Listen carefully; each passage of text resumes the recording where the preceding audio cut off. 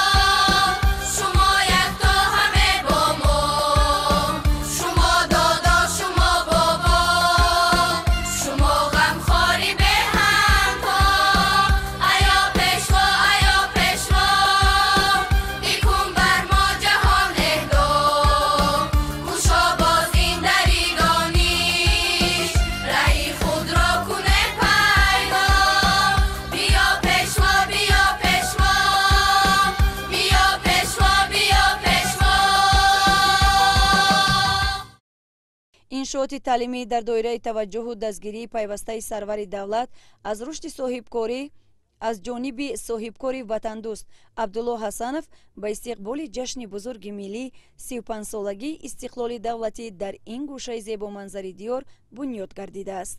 бо ташаббус ва иштироки асосгузори сулҳу ваҳдати миллӣ пешвои муаззами миллат гимназияи ба номи Ҷалол Икромӣ дар ноҳияи Ховалинг ифтитоҳ гардид.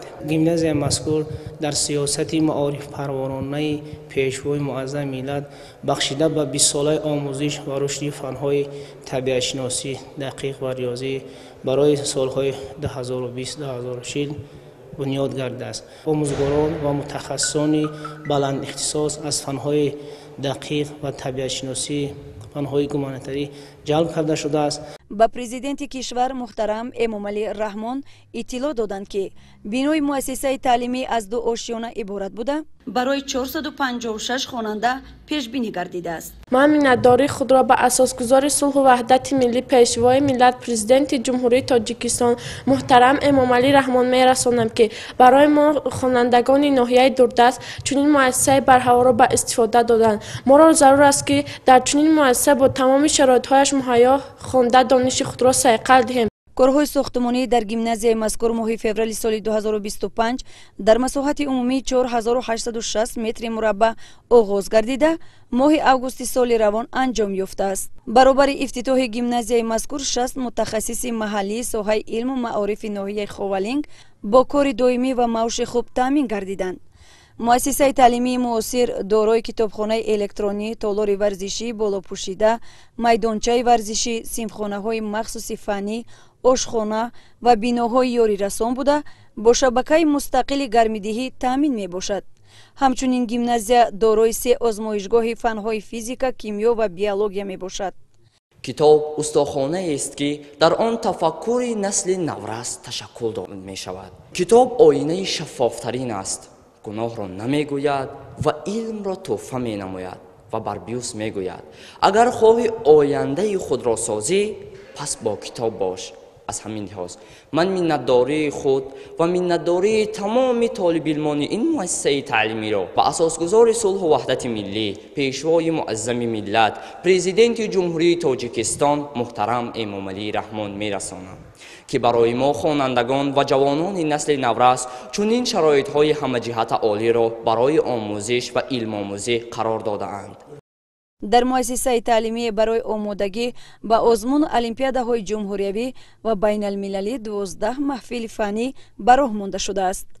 аснои шиносоӣ бо шароиту имконоти ин гимназияи замонавӣ пешвои миллат муҳтарам Эмомалӣ Раҳмон ба сифати корҳои сохтмонӣ баҳои баланд дода, саҳмгузорӣ дар соҳиби илм намудани насли наврасро амали неку шоиста номиданд. бинои навбунёди соҳаи маориф бо назардошти талаботи соҳа, унсурҳои меъмории миллӣ ва ҷавобгӯ ба стандартҳои байналмилалӣ бо сифати баланд бунёд гардида, синфхона ва кабинетҳои фаннию таълимӣ бо таҷҳизот ва аёнияти дарсӣ муҷаҳҳаз ва фароҳам гардонида шудааст. маблағи лоиҳавии сохтмони гимназияи мазкур 5 млн 500 000 сомониро ташкил медиҳад.